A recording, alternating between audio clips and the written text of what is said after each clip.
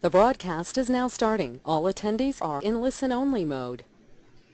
Hi there, and welcome to today's webinar. FLC University is excited to bring you Planning for Advocacy Success and are excited to introduce you, for those of you who don't already know, to one of our advocacy consultants, Ms. Kathy Till. She's been with the League for several years, and prior to that was, like many of you, an elected official trying to fit advocacy into her daily dues, which she'll talk a lot about today. Before we get started, I just want to go over a couple of housekeeping items. I know many of you have joined via phone call today, and unfortunately you won't be able to submit questions if you're just joining us by phone, but you can always follow up with any questions directly to our advocacy manager, Miss Allison Payne.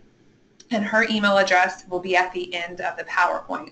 For those of you who have joined via the web, we are recording today, and you can interact with the speakers and myself today here. Submit your questions using the questions panel. You should have a dashboard on the right-hand side of your screen that if you scroll down closer to the bottom, it'll say questions, and you can submit your question there. You can also chat. In a few moments, I'll put up a little welcome message, and if you want to chat back using the question, pose questions there that everyone can see, feel free to do so.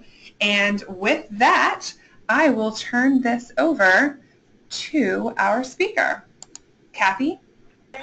Thank you, Holly. And I want to join with Holly in welcoming everyone to the webinar this afternoon. And thank you for taking time out of those busy schedules to join us. Hopefully you will find the next hour to be time well spent and very productive. And my goal for you at the end of this is that you will have the tools that you need to start developing your own personal advocacy plan. Next slide, please.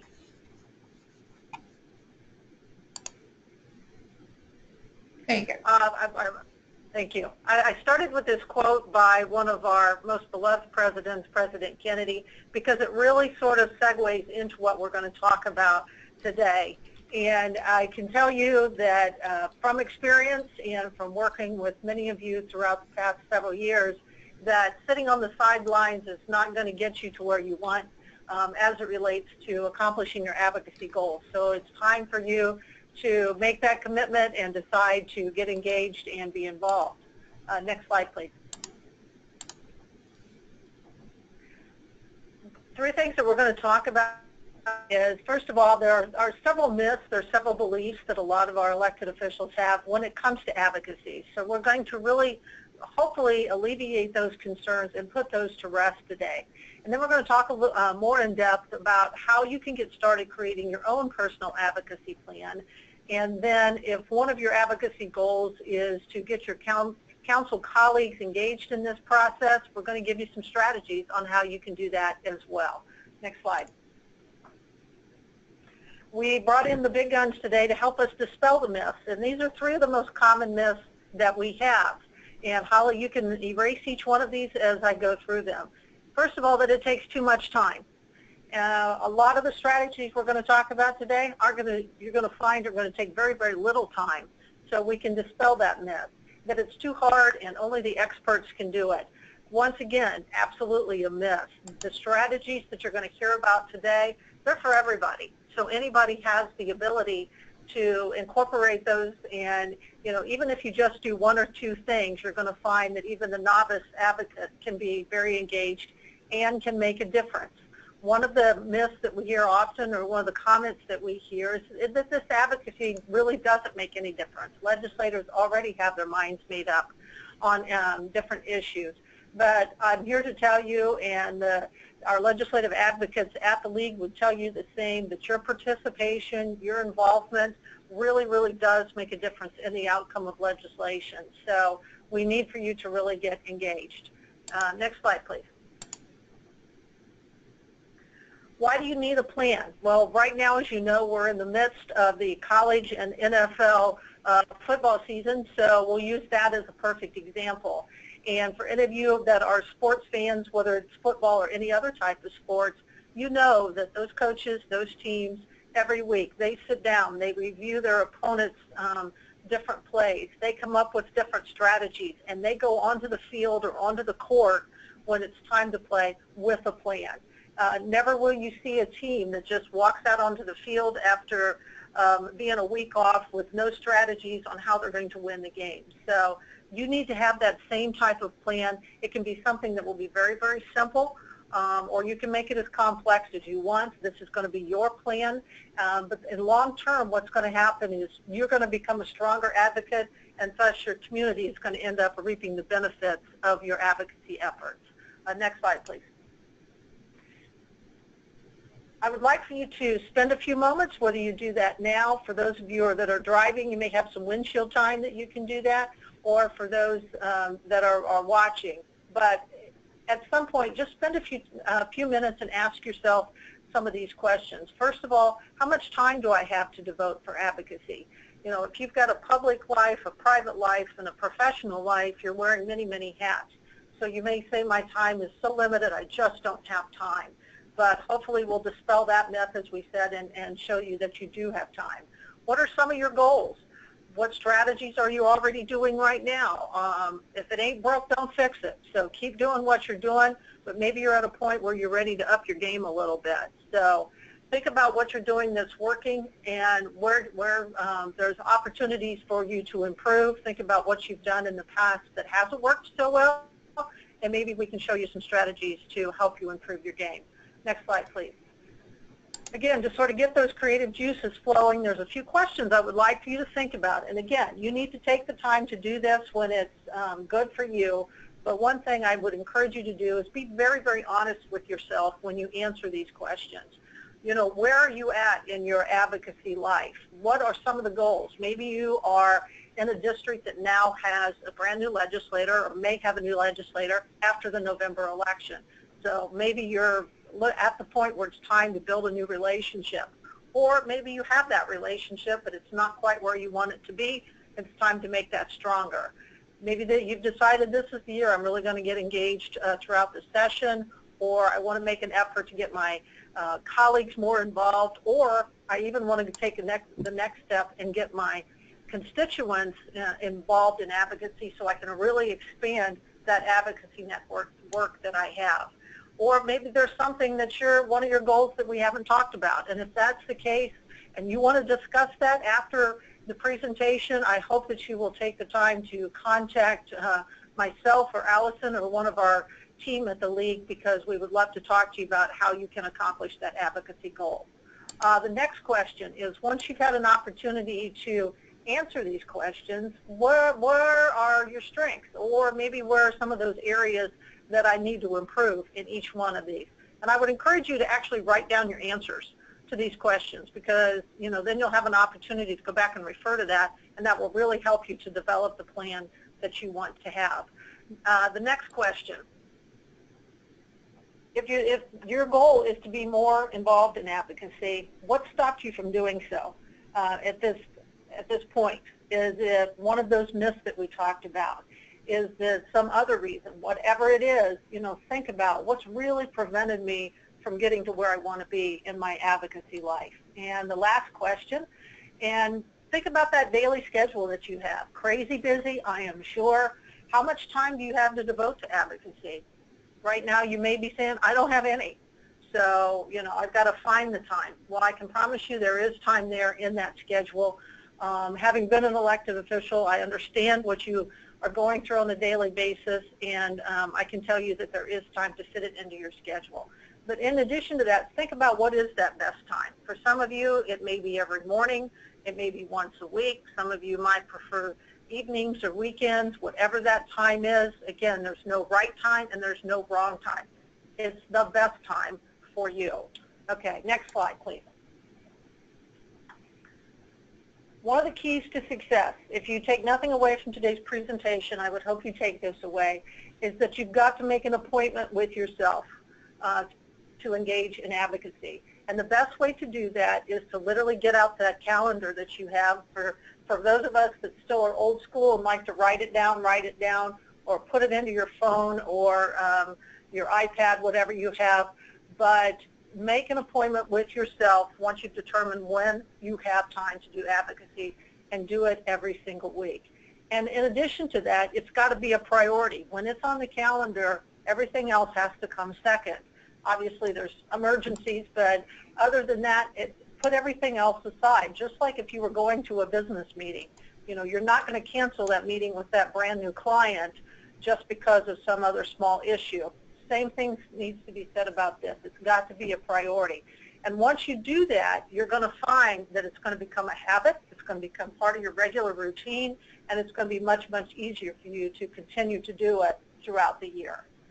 Next slide, please. All right, if part of your plan is to get engaged more with your legislators, find opportunities for interactions, let's talk about some strategies that you can incorporate into that plan that will help you do that. First of all, we recommend that you plan on at least 3 face-to-face meetings every year with your legislator. Again, you can decide when is the best time for you to have those meetings. Maybe it's one before session, one after session, one during session, or maybe 2 over the summer, 1 before session. But you really need to sit down and have a one-on-one dialogue with them. It helps not only to have that interaction, but to build that relationship and really get to know each other a little bit better. One of the things that is very, very simple and easy to do is, as you're sitting down to put your council meetings in your calendar, or events that you've got coming up in your city, and you're making time for those in your calendar, at the same time that you're doing that, just send off a quick email to your legislators and invite them and say, love to have you come. And include their staff in that as well. In case they can't come, their staff may be able to come on their behalf. But it's that personal touch. It's that opportunity to interact. And doing an invitation like that is going to take you less than 5 minutes. Everybody should have a budget ready to go for the upcoming fiscal year. This can be one of those great face-to-face meetings, is to sit down, review your annual budget, sort of go over some of the highlights. And I would recommend that you do that as quickly as possible after the November election, unless your legislator was unopposed, because they're going to get very, very busy very quickly after the election. So you don't want to wait long to do that. But just review those highlights, give them a copy of it. Your goal here is to make sure that they're very well informed of what's going on within your community. If you meet with some constituent groups on a regular basis, your HOAs, your senior groups at the rec center, the next time you're going to meet with them, pick up the phone, call your legislator, say, look, I'm meeting with this group today. If your schedule is free, I would love to have you join me. One of the things I want you to notice in the majority of all of the strategies we're going to talk about today is never once are you asking for anything. You're building a relationship. You're offering assistance. You're offering ways for them to interact with your constituents. And everybody can do that, whether you're a novice or a veteran. Next slide, please.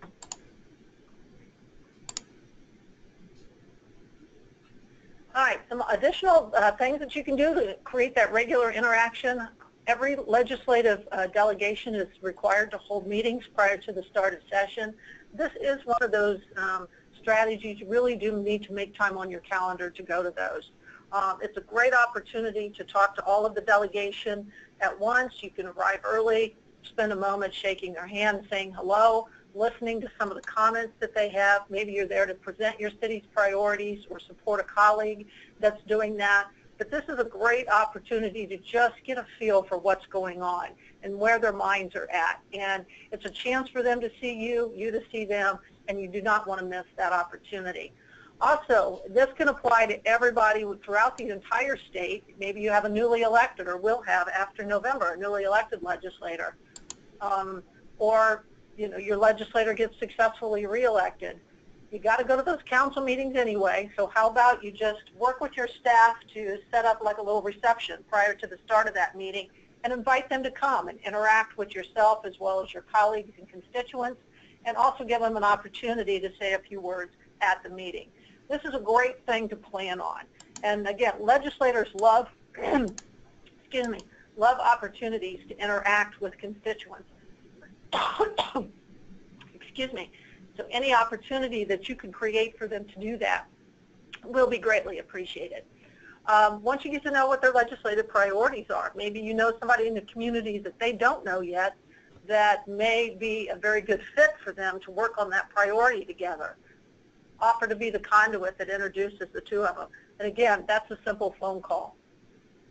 Prior to the start of session, after session is over, they're going to have town hall meetings. Just put an invitation out there for them to host it at your city hall and help promote it within the community so they can have a lot of people show up for that. I know that one group of legislators actually has the state representative, the state senator, and the federal legislator all come to the same town hall meeting, and they successfully get 150 to 200 people that show up for this event. So, you know, be part of that and offer to help coordinate that. Again, doesn't take a lot of time, but you'll reap a lot of benefits. Okay, next slide, please.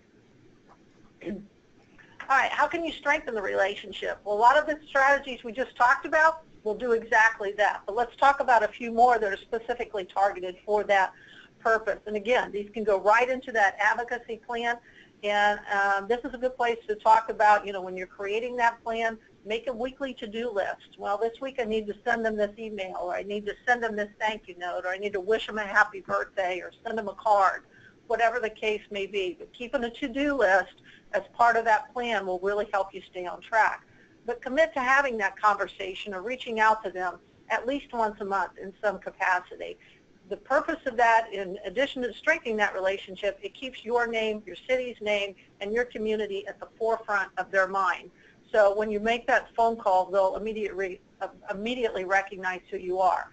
These are very simple, very quick strategies as you're reading your morning newspaper and having that cup of coffee. Maybe you see a quote that they've provided in an article. Just highlight that quote, send them the article, or send them a little email or a text message. They saw the quote in the paper this morning. Just wanted you to know I really appreciate what you had to say. That is a minute strategy, and it works. Those are very, very effective ways to communicate. Before and after a council meeting, shoot them a quick email.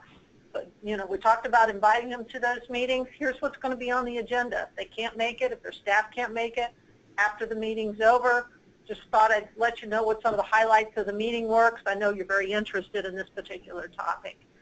And the last thing on this list, handwritten notes. They are so simple to do. They take very, very little time, but the impact is huge. And this is one of those strategies that really does make a difference. Every legislator we've talked to has said, I read every single handwritten note that comes across my desk. They can't say that about every email or every piece of literature, but they do say that about those handwritten notes. So you can absolutely get their attention by doing that. Next slide, please. All right, some more ways that you can really strengthen, and this more goes towards that post-session. If they have successfully brought appropriations back to your city, then keep them updated. You've got leadership coming into the House and Senate that are very much about accountability and about transparency, and they want to know how the dollars that they're giving you are being spent. So keep them up to date. Get your staff to give you a regular report. Make sure that gets into your legislators' hands. I will give you an example of that very, very quickly. I was actually at a delegation meeting a couple of years ago, and I heard the chairman of that delegation dress down an individual who was standing before them asking for money, because they were asking for more money after they had received money the year before, but they're standing there saying, you know, thank you for the money, but the project isn't working, so we need more money. Now, you can imagine how a legislator would react to that. Not very well. So just keeping them up to date on what's going on with these projects that they're helping to fund is a great way to keep that line of communication open and really strengthen that relationship. Make sure you follow their voting record and let them know when they support home rule how much you appreciate it. The third strategy on that, if you had an opportunity to participate in our advocacy workshop during the annual conference in Hollywood, you heard Senator Jeff Brandes mention this very strategy and how effective and how memorable this is.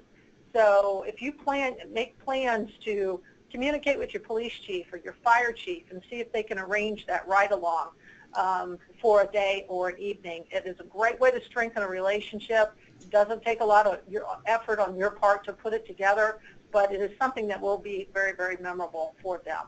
Okay, you can read the last strategy, so I won't read that for you. I guess for those of you that are on the phone, you can't read it, so I will read it to you.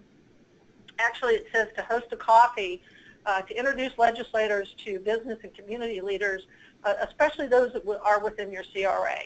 There's a lot of conversation about CRAs right now, about what they're doing, what they're not doing. Are they being run appropriately, transparently, et cetera, et cetera. So now is a great time to get your legislators to sit down with the individuals that are part of that CRA so they can talk about the successes that it has had, because they need to hear it directly from the people that are within that. So that's a great strategy for strengthening a relationship. Excuse me. I want to talk to you now a little bit about how to get your council colleagues involved. And if you've ever felt like you're standing on an island all by yourself, sort of, you know, talking into the wind, looking at the waves, and nobody's responding to you, I feel your frustration. I've been through that. I understand how difficult that can be. But you should never have to go alone when it comes to advocacy. And there are ways that you can start getting your council colleagues involved now. It may take a little bit of time, so just be patient. But if you get that conversation started today, you will see the benefits of it. And it's very easy to do so. So if that is part of your plan, let's talk about some strategies on how to do that. So next slide, please. First of all, you've got to have those council agendas anyway. You're going to be there for that meeting, so just scheduling a few moments within that agenda to talk about advocacy, legislative issues during the session or leading up to the session, or home rule. Just make time to have that conversation at every single meeting. And what I found in the past is when you start talking about it, you start spitballing ideas, and suddenly those creative juices are flowing, and suddenly you're coming up with a plan amongst your council about how you can address this issue. And for those of you that might be shaking your head saying, I just don't know, let me share this with you. If you're having this dialogue in front of a room of your constituents, it's going to be very difficult for your colleagues not to get engaged in that conversation, because they don't want to be the one that's sitting there not participating. So it's the perfect opportunity to sort of bring everybody into that conversation. Talk about what they think about session. Talk about their ideas about legislation, how it may affect your city after session is over, how it does affect your city, and what are going to be the ramifications, and how are you going to address that as a council. Next slide, please. Some additional thoughts are, you know, again, that legislation. What are some of those programs or services that are going to be at risk? How are you going to address them? How can we work together to maybe change the outcome of legislation? Or if it's passed, how can we work together to address the ramifications of that legislation? And lastly, another strategy is call us. We'll come down. We'll do a pre-session workshop. Whether it's part of a council meeting or maybe it's a separate event, that's at your discretion. But, you know, invite us to come down. We would love to sit down and talk to you and your colleagues about that. And since it will be in a public forum, get your residents involved, and let's start having a conversation about home rule, which leads me into the next part of our presentation. So next slide.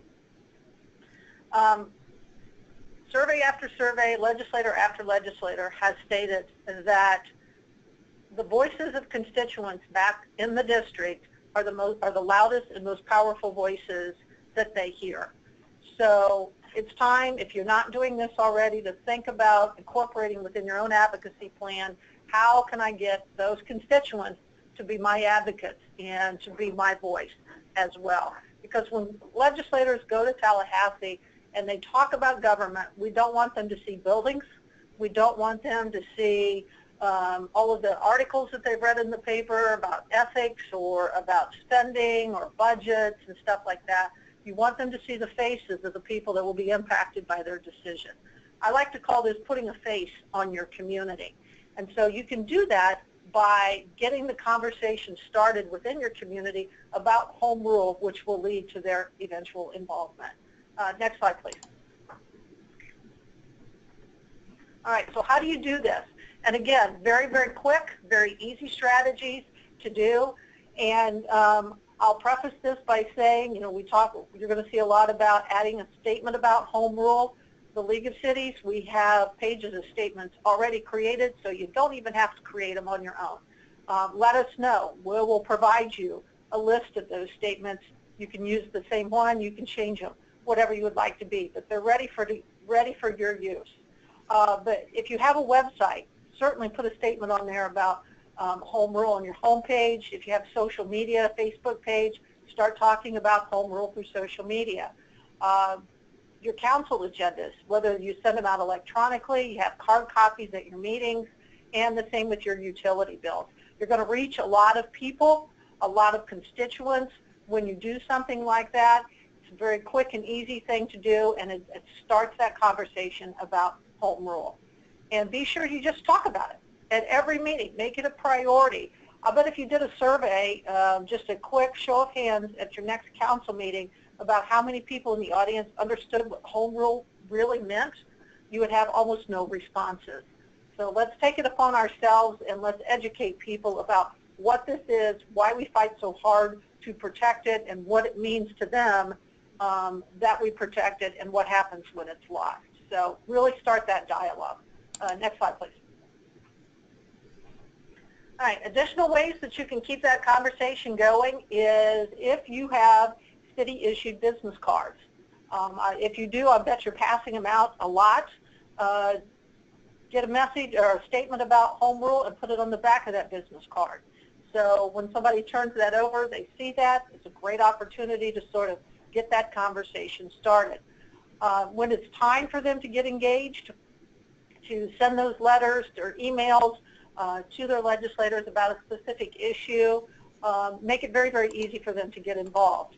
And if you're hearing this or you're seeing this, you're thinking, I cannot imagine how much time it's going to take me to create these sample letters or these emails. Well, the good news is the League is here to help you do that.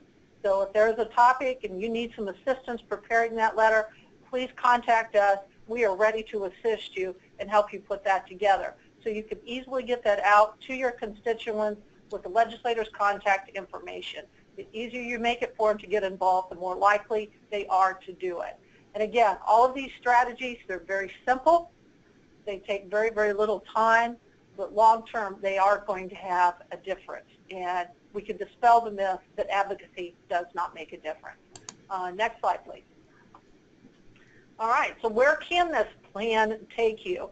Well, I'm going to equate creating an advocacy plan to starting that or following through on that New Year's resolution. We all make them. Maybe it's to stop smoking, lose weight, exercise more, eat healthier, whatever it might be. So we all make them.